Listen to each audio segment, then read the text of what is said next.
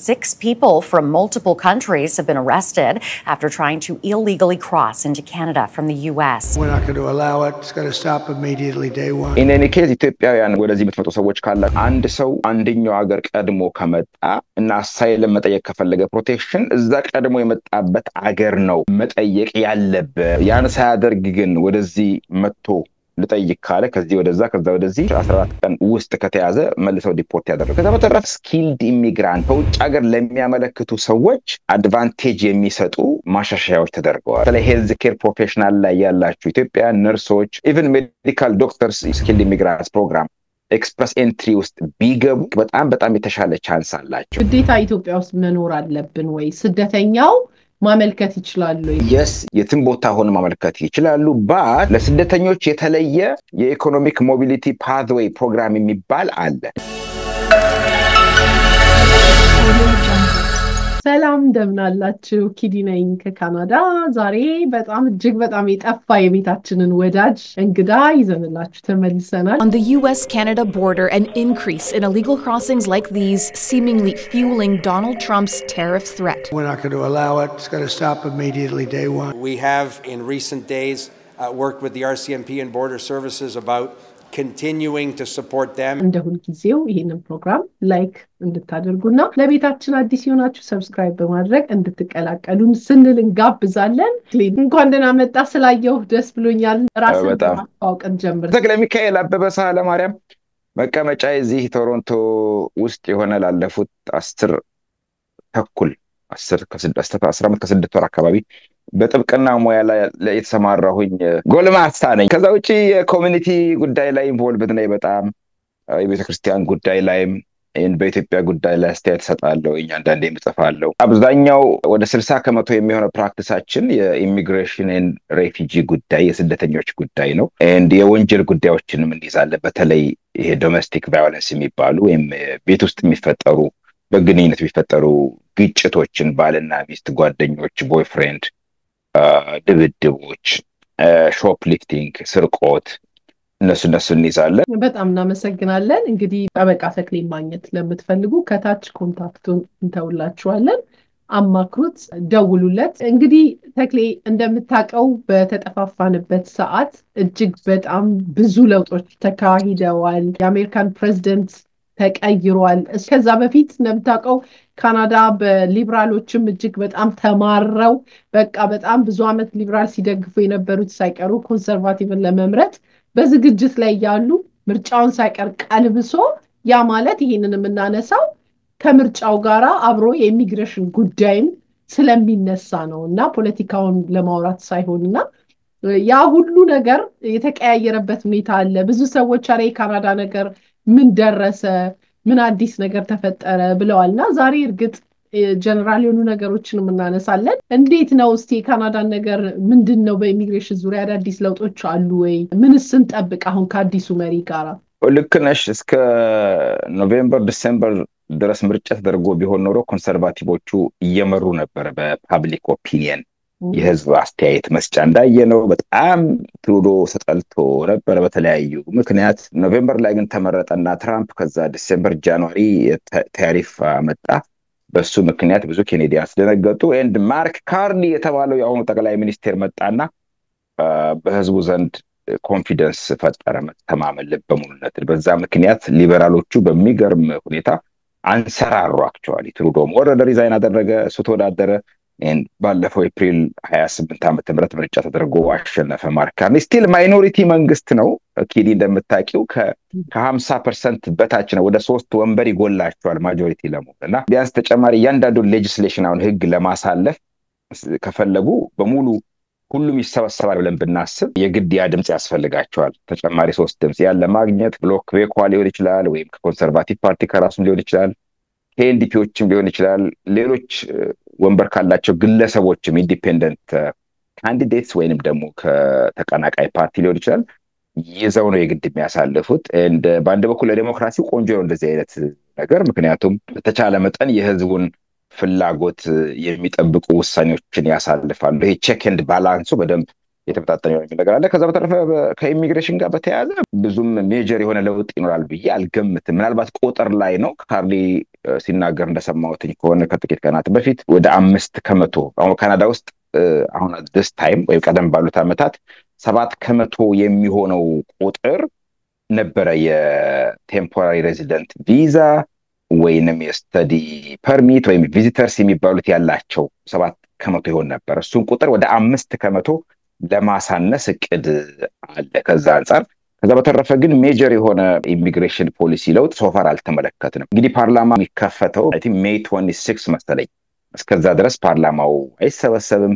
ምናልባት ህጎች የሚወጡ የሚሻሻሉ ከሆኑ ከዛ በኋላ ባሉት ቀናት ነው። ዛሬ ዋሽንግተን ዲሲ አቅንቶ ነበር አይ ቢሊቭ ከትራምፕ ጋር ተገናኝተዋል። ማርክ ካርኒ የቦርደር ጉዳይ ላይ ተስማምቷል። በፊትም ቢሆን ችግር የለባቸውም። ታሪፉን አጭቃጭቅ የነበረው ቦርደሩ በተመለከተ ኪዲ እንደሰማሁት ከሆነ ወደ አንቺ ጋር ከመግባቴ በፊት ምን አዳዲስ ነገሮች አሉ እየሰመለከት ከአሜሪካ የሚሰደዱ ሰዎች ቁጥር ወደ ካናዳ ጨምሯል።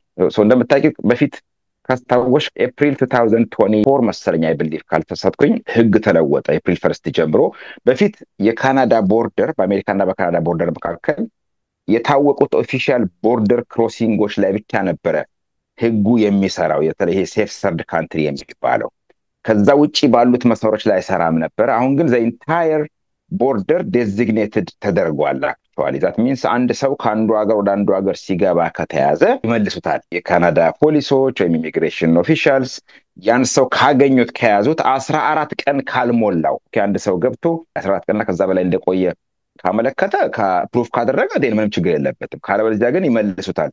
and በዛ ሪሰንትሊ ጨምሯል በጣም ቦርደሩ ቢዘጋም በኩዌክ አይ ቲንክ ማኒቶባ ኢቭን unusually ኦንታሪዮ ራሱ በዝም የተለመደ አልነበረም። በኦንታሪዮም ድንበር አቋርጠው ሰዎች በመቶዎች የሚቆጠሩ ኩዌክ ውስጥ በሺዎች የሚቆጠሩ እንደገቡ ታውቋል። የተወሰኑት ተይዘዋል፣ ተመልሰዋል። መልሰው ለአይሲ ለሚሉት ለኢሚግሬሽን ኤንድ ኢንፎርስመንት ነበር የሚባለው መሰለኝ የአሜሪካ ወደዛ መልሰዋቸዋል። ኢትዮጵያውያን በተመለከተ ትራምፕ እንደመጣ ካስታወሽ ቴምፖራሪ ፕሮቴክሽን something የሚባል አለ የተሰጠ ፖሊሲ አለ ለ18 ወር የሚቆይ ከዛም ኤክስቴንድ ተደረገ። በተለይ ኢትዮጵያ ውስጥ በነበረው ግጭት ጦርነት ምናምን ምክንያት የትግራይን ተከትሎ ለ18 ወር ነበር። ከዛ 4 ሞት ነበር። አይ ቲንክ ዲሰምበር ላይ ያውቃል ትራምፕ እንደመጣ የተወሰኑትን አሁን የሄይቲ የምናምን አገሮች የተወሰኑትን ካንስል አድርጎታል ወይ ሰስፔንድ አድርጎታል።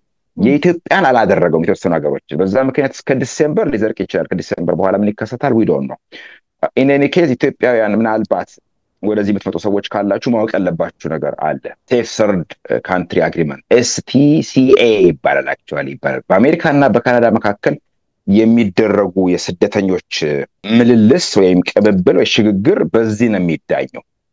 ይሄ አግሪመንት ቤዚካሊ የሚለው ምንድነው? አንድ ሰው አንደኛው ሀገር ቀድሞ ከመጣ እና አሳይለም መጠየቅ ከፈለገ ፕሮቴክሽን እዛ ቀድሞ የመጣበት አገር ነው መጠየቅ ያለበት የሚል ህግ ነው። ያን ሳያደርግ ግን ወደዚህ መጥቶ ልጠይቅ ካለ ከዚህ ወደዛ ከዛ ወደዚህ እነዛ ሀገሮች ከያዙት ቅድም ያልኩሽ 14 ቀን ውስጥ ከተያዘ መልሰው ዲፖርት ያደርጉታል ይባላል። ኤክሰፕሽን አለ። የሴፍ ሰርድ ካንትሪ አግሪመንት ኤክሰፕሽንስ አሉ። አንደኛው ዘመድ ካለሽ ኦኬ ለምሳሌ የኔ ወንድም በሆነ መንገድ አሜሪካ ቢገባ ከአሜሪካ ወደዚህ ለመምጣት ኢሚዲየት ፋሚሊ ሜምበር ወይም አንከር ፋሚሊ ይባላል። ማለትም ወንድም፣ እህት፣ እናት፣ አባት፣ አክስት፣ አጎት፣ ልጅ፣ ንስና ኔፊው ካለ then መግባት ይችላል እነዛ ሰዎች። አንዱ ኤክሰፕሽን እሱኛው ነው። ሁለተኛው ደግሞ ቪዛ ካላቸው አንድ ሰው የኔ ወንድም አሜሪካን ቪዚተርስ ቪዛ ይዞ ይመጣና ወደ ካናዳ የሚያስገባው ቪዚተርስ ቪዛ ካለው then መምጣት ይችላል። መጥቶ አሳይለም በዚህ መጠየቅ ይችላል። ሶስተኛው ኤክሰፕሽን ደግሞ unaccompanied minors ከሆኑ ኦኬ እድሜያቸው 18 ዓመት ያልሞላ ከዛ በታች የሆኑ 18 or 19 ቼክ አደርጋለሁ አይ ቢሊቭ 18 በታች ከሆኑ እነዛ ማይነርስ ለብቻቸው ወላጆቻቸው ከሌሉ ወላጆቻቸው ካሉ አይቻልም። ኦኬ unaccompanied መሆን አለባቸው። እንደዛ ከሆኑ መጥተው አሳይለም መጠየቅ ይችላሉ ይፈቀድላቸዋል። አራተኛው ደግሞ የፐብሊክ ኢንተረስት ወይንም ደግሞ ፐብሊክ ይሄ ኖቴብል የሆኑ ኬዞች አንዳንድ እምቢ የማይባሉ ሲሪየስ የሆኑ ኬዞች ታዋቂ ሊሆን ይችላሉ በስፖርት ምክንያት በጣም ወይንም ደግሞ ሲሪየስ የሆነ ወንጀል የተፈጸመባቸው ሊሆን ይችላሉ መደፈር ሊሆን ይችላል። ብቻ ፐብሊክ ኢንተረስት ያላቸው ኬዞች ከሆኑ የፖሊሲ ጉዳይ ኤክሰፕሽን ይደረጋሉ። ከዛ ውጭ ያሉ ግን በሙሉ ተይዘው ይመለሳሉ። ስለዚህ ይሄንን ከግምት አስገቡት። ወደዚህ ለመምጣት ከመወሰናችሁ በፊት ጠበቃ፣ የህግ ባለሙያ፣ ኢሚግሬሽን ኮንሰልታንቶች ወይም ሎየሮች አነጋግሩ። ጥሩ ፖይንቶች እኮ ነው ያነሳው። በተለይ ደግሞ መጀመሪያም እንደውም ትራምፕ የተመረጠ ሰሞን ይሄንን ነበረ ብዙ አበሾች ሲጠይቁ የነበሩት። እንደምታውቀው ትራምፕ ወደ ስልጣን ሲመጡ ብዙ ጊዜ አበሾች ይመጣሉ። ባለፈው ብዙ አበሾች ገብተዋል በቦርደር አስታለ ወደኛ ከተማም ወደዛም በደንብ ካናዳ በሯን ከፍታ ነበር የተቀበለችው። ከዛ በኋላ ነው ይመስለኛል እነዚህ ህጎች የወጡት እና የተነገርከን ደግሞ ያው የስምምነት ህጋቸው ሁሌ አዲስ ምርጫ ሲኖር የመታደስ ወይም የመቀየር ፖሊሲዎች አሉ። ግን በዚህኛው የሚቀየር ይመስልሃል? አይመስለኝም። ብዙም ፈንዳመንታል የሆነ ለውጥ የለም። በተለይ ከስደተኞች ጋር በተያያዘ ያለውን ፖሊሲ ብትመለከች ድሮ የወጡ ናቸው። ዋናው የኢሚግሬሽን ኢርፓ የሚባለው ኢሚግሬሽን ኤንድ ሬፊጂ ፕሮቴክሽን አክት ይባላል። የካናዳን የኢሚግሬሽን ቤዚክ የሆነ ዋነኛው ህጉ እንደ ባይብሉ ማለት ትችያለሽ። የካናዳ የኢሚግሬሽን ባይብል ማለት ትችያለሽ። እሱ 2001 ወጣት 2022 አይ ብሊ ኢንፎርስ ተደረገ ከሴፕቴምበር 11 በኋላ። እስካሁን ድረስ እሱ ነው ፈንዳመንታል። በየጊዜው ተቃቅል ማሻሻያዎች ይደረጉበታል። ግን ፈንዳመንታል የሆነ ለውጥ ኮንሰርቫቲቮቹ መጥተው 9 ዓመት ስቲቨን ሃርፐር ሲመጣ አልተለወጠም። የተወሰኑ ነገሮች ለወጠ ስቲቨን ሃርፐር 2015 ለምሳሌ ብትመለከቺ በኋላ እንሄድበታል። አሁን ያለው የዚህ ኤክስፕረስ ኤንትሪ ፕሮግራም የሚባለው የጀመረው 2015 ላይ ነው። ከዛ በፊት የስኪልድ ኢሚግራንቶች የሚገቡበት ሲስተም ከዚህኛው የተለየ ነበር። 2012 ላይ ደግሞ ዶሜስቲክ ኢንላንድ ክሌም ሬፊጂ ሲጠይቁ ሰዎች አሳይለም ፕሮሰስ የሚደረግበት መንገድ ለምሳሌ ይግባኝ አልነበረም። ከ2012 በፊት አንድ ሰው አሳይለም ጠይቆ ሪፊውዝ ቢባል በቀጥታ ወደ ፌደራል ኮርት ነበር የሚሄደው ለጁዲሻል ሪቪው። ይግባኝ ሰሚ ቦርድ አልነበረም። አሁን ግን ቢሮም ወይም ደግሞ ተፈጻሚ አልነበረም። 2012 በኋላ ግን ራድ ሬፊጂ አፒል ዲቪዥን የሚባለው ተመሰረተ እና አንድ ሰው ሬፊጂ ክሌም ሪፊውዝ ሲባል ወደ ራድ ይሄድለታል። 2012 ላይ ሃርፐር ከመጣ ስልጣን ላይ በነበረ ሰዓት ኮንሰርቫቲቮቹ አንዳንድ የሬፊጂ ክሌም ሲስተሙ አንዳንድ ለውጦች ተደርገውበታል። ለምሳሌ ዴዚግኔትድ ካንትሪ ኦፍ ኦሪጂን የሚባል ዲሲኦ መጥቶ ነበረ። በተለይ አውሮፓ ያሉ ሀገሮች ሴፍ ናቸው፣ ዴሞክራቲክ ናቸው፣ ስለዚህ ሰው ከዛ ቢሰደድ ብዙ ችግር አይገጥመውም ተብሎ ግን ኮርት ሄደና አንኮንስቲቱሽናል ነው ተብሎ ተሰረዘ። እሱ ማለት ነው። የተወሰኑ ለውጥ ነበሩ፣ ግን እነሱም የተወሰኑት ሰስፔንድ ተደርገዋል ወይም ሪቮክ ተደርገዋል። እኔኒከት ግን ፈንዳመንታል ነገር ሳይኖር ለውጥ ሳይኖር እንደገና ትሩዶ መጣ። ትሩዶ ከመጣም በኋላ ብዙም ቁጥሩ ላይ ምናልባት ቁጥሮቹ ላይ ከፍ ዝቅ ሊል ይችላል። ኦር የተወሰነ ኮሚኒቲ ለምሳሌ ህንዶቹ በጣም በከፍተኛ ሁኔታ አንዱ ትልቁ በትሩዶ ዘንድ እንደውም ክሬዲቢሊቲ ታማኝነት ያሳጣው እሱ ነው። ህንዶቹ በጣም ሲስተሙን አቢዩዝ አድርገው ብዙ ስካንዳልስ ነበሩ አለ። በትምህርት ኮሌጅ የከፈቱ የውሸት ዶክመንት ያዘጋጁ እንዲያደረጉ ምናምን ተብሎ ከፍተኛ የሆነ ስካንዳል ነበር። እንደሱ ነገሮች ሊኖሩ ይችላሉ። ከዛ ውጭ ግን መሰረታዊ የሆነ የኢሚግሬሽን ህግን የተመለከተ ለውጥ ብዙም የለም። መልካም። ይሄንን የጠየኩት በተለምዶ ለኢሚግራንት ጥሩ ነው ሊበራል ኢዚ ያደርገዋል፣ ያስገባል። ኢሚግራንት የሚወዱት ሊበራል ናቸው ይባላል፣ ልክ አሜሪካን ዲሞክራት እንደሚባለው እና ምን ያህል እውነት አለው በካናዳ? እኔ ብዙም በግሌ ብዙም አይመስለኝም። አሁን እንዳልኩሽ ነው። ኮንሰርቫቲቮቹ ጊዜ እንደምታውቂው የኢኮኖሚክ ትርፍ ላይ ፕሮፊት ላይ ገንዘብ ላይ ያተኩራሉ። በዛ ምክንያት ወደ ካናዳ የሚገቡ ኢሚግራንትስ ፕሮዳክቲቭ የሆኑ ወደ ወርክ ፎርስ በቀጥታ የሚገቡ ኤጁኬትድ የሆኑ ትሬንድ የሆኑ ስኪል ያላቸው ሰዎች ቢሆኑ ይመርጣሉ። እሱ ላይ ፎከስ ያደርጋሉ። እንዳልኩሽ 2015 ያን ሲስተም ሲያመጡ የዚህ አዲሱን ኮምፕሬሄንሲቭ ራንኪንግ ሲስተም የኤክስፕረስ ኤንትሪ ፕሮግራምን ሲለውጡት እነ ትሩዶም ቢሆን 9 ዓመት 1 ዓመት 2 ዓመት አለው ስልጣን ላይ የቆየው። እስካሁን ድረስ እነሱ ናቸው ለ10 ዓመት ግን በዛው ቀጠሉ፣ አልቀየሩትም። ያን ሲስተም በሌላ አልተኩትም ናቸው። በተለምዶ ሰው ኮንሰርቫቲቮች አዚፍ መጤ እንደማይወዱ አድርገው የማሰብ ይሄ ስቴሪዮታይፕ የሚባል ነገር አለ አይደለም? አንዳንዴ በማስረጃ ያልተደገፉ ግን ለረጅም ጊዜ ሲንከባልሉ የመጡና እንደ እውነት የተወሰዱ ነገሮች ግን እውነት ያሉ ናቸው። በእኔ አስተያየት አልቀበለውም፣ አይመስለኝም። አንዳንድ ግልጽ የሆኑ ኮንሰርቫቲቮች ፖሊሲዎች አሉ። ለምሳሌ ኮንሰርቫቲቮች ብዙዎቹ አቦርሽንን አይደግፉም። ኮንሰርቫቲቮች ብዙዎቹ የተመሳሳይ ጾታ ሪሌሽንሽፕን አይደግፉም። ሊበራሎቹ በደንብ አድርገው ይደግፋሉ።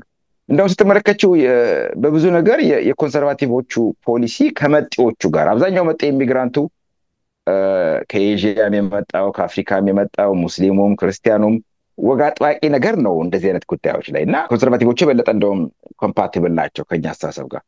ኢሚግራንት ላይ የሚወራባቸው ነገር ግን አይ ቲንክ እኔ መሰረታዊ እውነት ነው ብዬ አልገምትም፣ አልጠብቅም። ሁሉም አንድ አይነት ናቸው። ቱ ቢ ኦነስት የተወሰነች ቁጥር የ1% የ2% ልዩነት ሊኖር ይችላል እንጂ እንደውም ኮንሰርቫቲቮቹ ደስ የሚሉሽ በእኔ አስተያየት አቅምን አውቆ መኖር ጥሩ ነው አይነት ነገር ናቸው። ዝም ብለን አግበስብሰን ሁሉንም አምጥተን እዚህኛም እነሱም ከምንቸገር ከምንግማማ ምን አለ ብንመጥን ቁጥሩ የተወሰነ መጠን እነዛ የመጡትን ግን በደንብ ሰክሰስፉል ኢፊሽንትሊ ኢንቲግሬት እንዲዋሃዱ እንዲሳካላቸው እናድርግ አይነት ፖሊሲ ነው ያላቸው። እንደው በጣም ኢንትረስቲንግ የሆነ ፖይንቶችን ነው ያነሳኸው።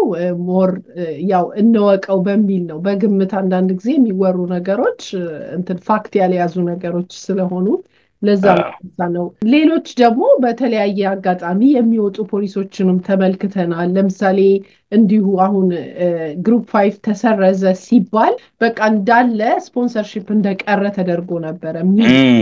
ነገር ግን ግሩፕ 5 ተሰረዘ ማለት የሳህ በቸርች ወይም በኮሚኒቲ የምናገኘው ስፖንሰርሺፕ እንዳልተሰረዘ ነው። እሱንም በተወሰነ መልኩ አይተን፣ ነገር ግን ሌሎችስ ለምሳሌ በኤክስፕረስ ኢንትሪ ሌሎችም ካሉ ጠቅለል አድርገህ እሱንም ብትነግረን ደስ ይለኛል።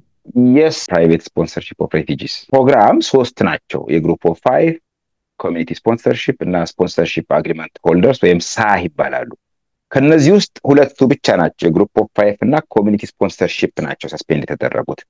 የሳህ ስፖንሰርሺፕ አግሪመንት ሆልደርስ ግን ስቲል እንዳለ ነው። ስለዚህ በዚህ በነገራችን ላይ ባለፉት 2 ወራት እንደውም ኮታ ተሰጥቷል። አሁን የኢትዮጵያ ማህበር ቶሮንቶ ብትመለከቺ በሙሉ ካልጋሪ ኪዳነ ምሕረት ሄጄ ነበር። ካልጋሪ ባለፈው ኤድመንተን ሄጄ ነበር። የኢትዮጵያ ማህበራት በየቦታው ያሉት ኦልሬዲ ተሰጥቷቸዋል ኮታቸውን 200 250 40 50 60 ተሰጥቷቸው ኦልሬዲ የፕሮቴስታንት ቸርቾች ኢቫንጀሊካል ቸርቾች ኤድመንተንም ኦቶዋም ሌላ በየቦታው ያሉት ተሰጥቷቸዋል። ሶ የሳህ ስፖንሰርሺፕ አግሪመንት ሆልደርስ የሚባሉት ወደ 130 የሚሆኑ ድርጅቶች በካናዳ መንግስት ላይሰንስ ፈቃድ የተሰጣቸው ከኮስፖንሰርስ ጋር እዚህ ሀገር ካለ ሰው ጋር ሆነ ወይ ድርጅት ጋር የሚያደርጉት ፕሮግራም እንዳለ ነው እንደተጠበቀ። ሶ ሳህ ወይም የሬፊጂ ፕሮግራም የሚመለከተው ከሀገራቸው የተሰደዱ ሰዎች ነው። አንዳንድ ሰዎች አዲስ አበባ ቁጭ ብለው ወይ መቀሌ ቁጭ ብለው እንደው እባክህ በሳ እንደዚህ ነው ስደተኛ ሁኑ እያልኳችሁ አይደለም፣ ግን ስደተኛ የሆኑ ወይ ለመሆን የሚገደዱ ሰዎች ካሉ አልቆመም፣ እሱ እንዳለ ነው። ከዛ በተረፈ ግን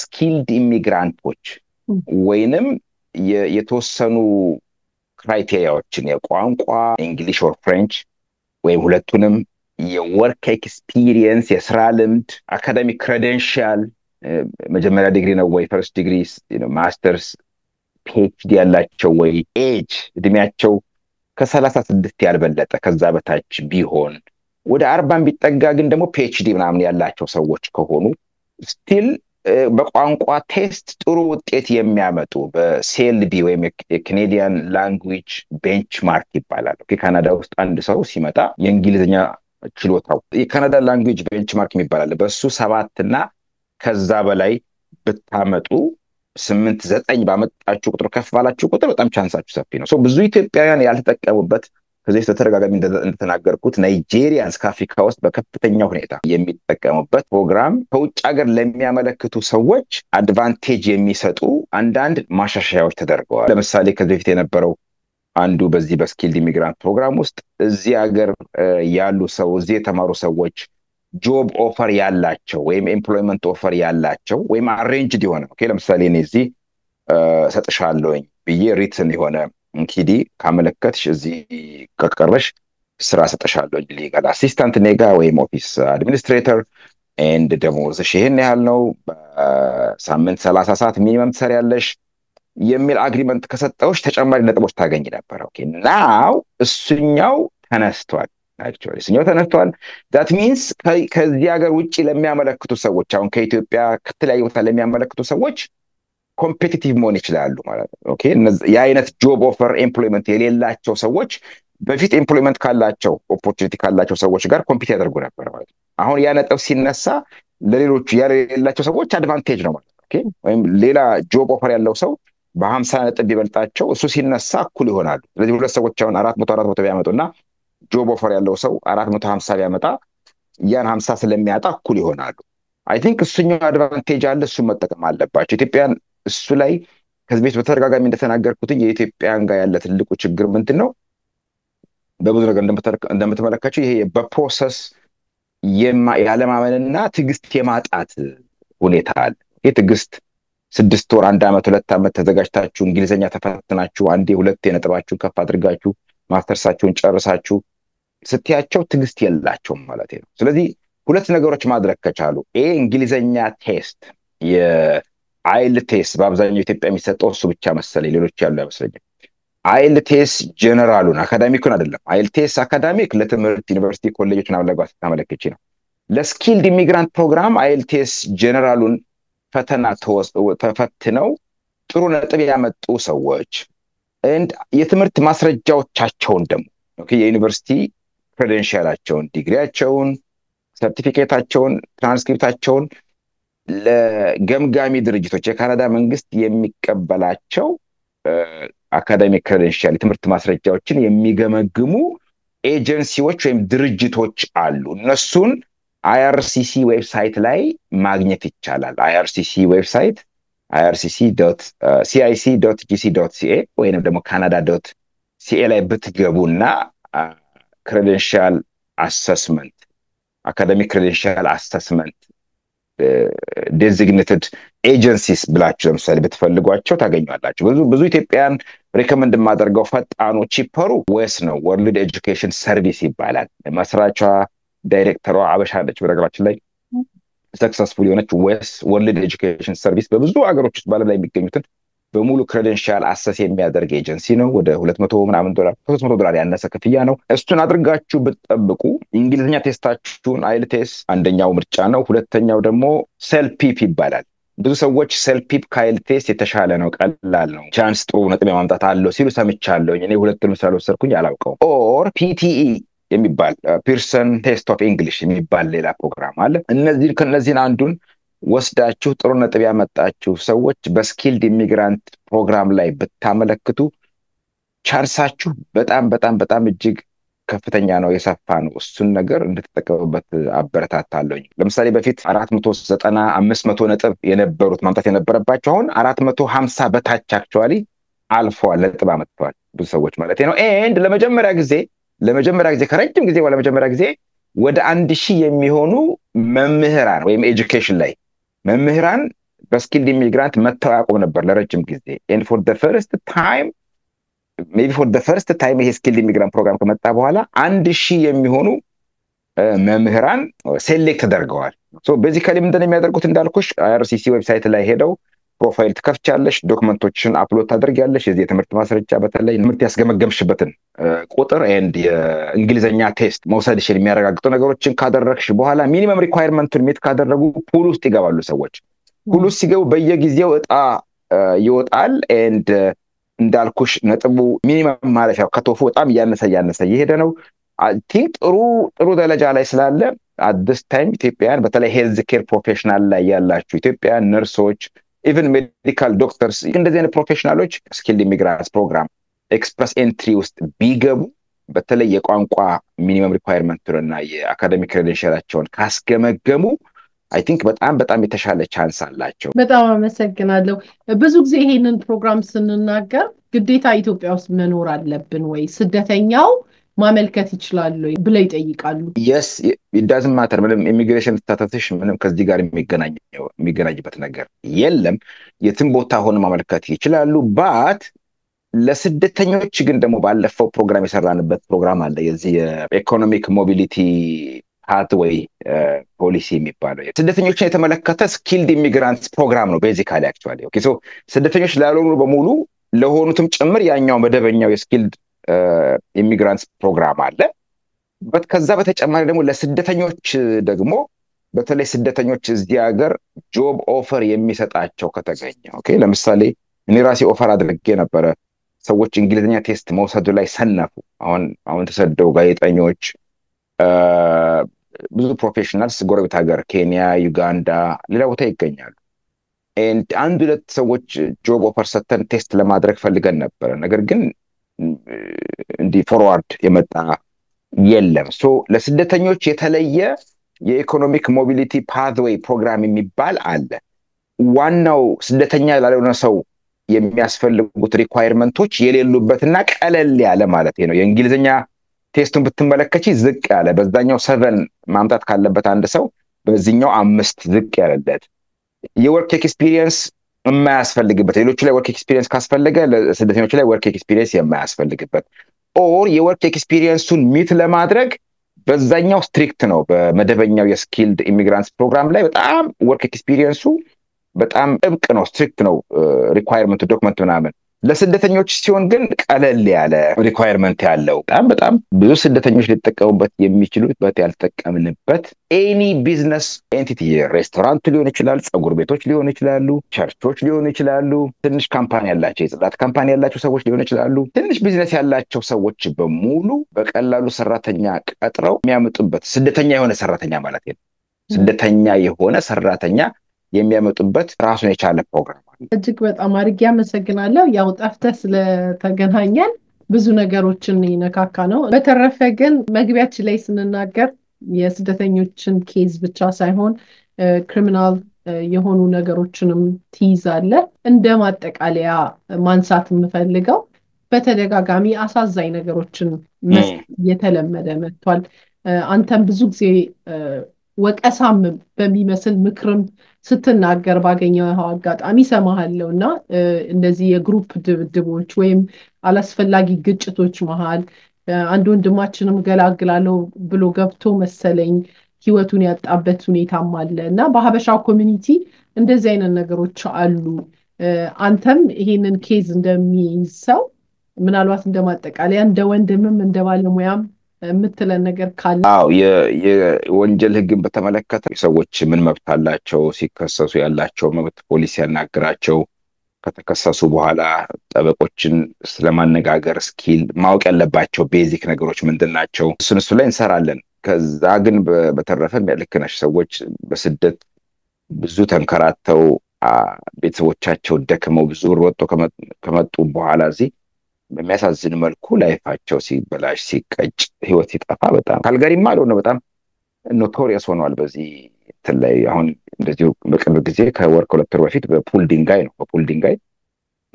6 in the morning ወርውሮ መታው ሞተ በመኪና ሁሉ ሄደውበት ደግሞ እንደዚሁ የሞተም አለ እና እኔ የሚገርመኝ ነገር ኪዲ ለምሳሌ ተክሌ ወንጀል ፈጸመ እና አስገድዶ ደፈረ ቢባል ፕሩፍ ከተደረገብኝ ማለት ነው ከዛ በኋላ እኔ ጋር ምን ሊሰሩ ይመጣሉ ሰዎች ምን ጉዳይ አላቸው እንደዚህ አይነት ቦታ እኔ አልሄድም በፍጹም አንድ ሬስቶራንት ነፍስ ጠፋ ከተባለ እኔ እዛ ተመልሼ እዛ ሬስቶራንት አልገባም ለላግባብ ተደባድበው እንደዛ ተገደለ ሲፈን ነው ኤንድ ካልጋሪ እንደዚህ አይነቱ ነገር ተፈጽሞ ትል ቢዝነሶች ይቀጥላሉ 15 ቀን አንድ ወር ይዘጋሉ ተስተም አንዳንዶቹ ቢዝነሶች በቃ 3 ዓመት ባልሞላ ጊዜ ውስጥ ኤቭሪ 6 months ማለት ይችላልሽ አንድ ሰው ይገደል ነበር ይሄ በጣም አናክሰፕተብል ነው በኢትዮጵያና በኤርትራ ኮሚኒቲዎች ውስጥ ይሄ በጣም ትክክል ያልሆነ አናክሰፕተብል የሆነ ነገር ነው በዚህ ጉዳይ ላይ ማህበራዊ ጉዳዮች መነጋገር አለብን መልካም እንግዲህ ተክሌ እንደጠፋኸው ብዙ ቁም ነገር ይዘህልን መተሃል እጅግ በጣም አድርገን እናመሰግናለን ነገር ግን ይሄ በወንጀል ኬዞችም ላይ ሰዎች መብትና ግዴታቸውን ካወቁ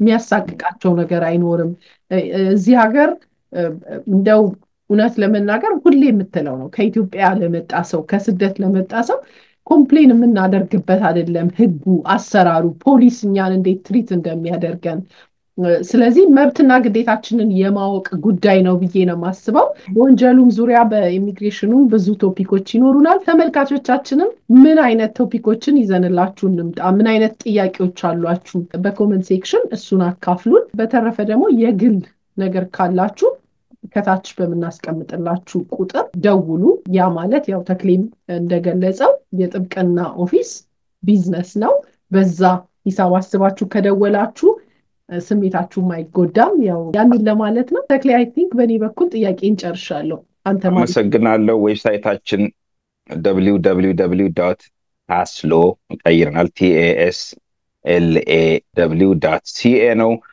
እዛ ላይ ብትሄዱ ሁሉም ኢንፎርሜሽን አለ ኤንድ ቆንጆ አርቲክልም ጽፍ ያለው 20ኛ ዓመቴን አስመልክቶ ኪዲ በነገራችን ላይ 20 ዓመት ሞላ ላይ ካናዳ ከመጣው ላስት ዊክ ኤንድ የ20 ዓመት ጉዞዬን የተመለከተ ታሪክ ጽፍ ያለውኝ እርግጠኛ ነኝ ለብዙ ስደተኞች ሊጠቅም ይችላል ምናልባት ኢንስፓየር ሊያደርግ ይችላል ያለፍኩበትን ጉዞ የነበሩ ፈተናዎች ውጣ ውረዶች በዚህ ሁሉ ጉዞ ውስጥ የረዱኝ ሰዎችንም ራሱ ቫንኩቨር ሄጄ ነበር በነገራችን ላይ ላመሰግን ስፖንሰር ያደረጉኝን ሰዎች ድርጅቶች and ውለታ መርሳት የለብንም ለማለት ያህል ነው ስለዚህ ዌብሳይታችን ላይ ከገባችሁ አርቲክሉም አለ www.taslaw.ca ከዛ በተረፈ ሌሎች ጠበቆችም እነ ዳንኤል እነ ዩሱፍ ኪዳኔ እዚህ አካባቢ ያሉ እነሱንም ኮንታክት ማድረግ ትችላላችሁ ኪዲ አመሰግናለሁ በጣም ስላቀረብሽ እኔም በጣም አመሰግናለሁ እንኳን ለ20ኛ ዓመት አደረሰ ውለታ ማትረሳ የመጣህበትን የተነሳህበትን ማትረሳ ነህ በጣም እናመሰግናለን ተክሌ በድጋሚ ተመልካቾቻችን በሌላ ዝግጅት እስከምንገናኝ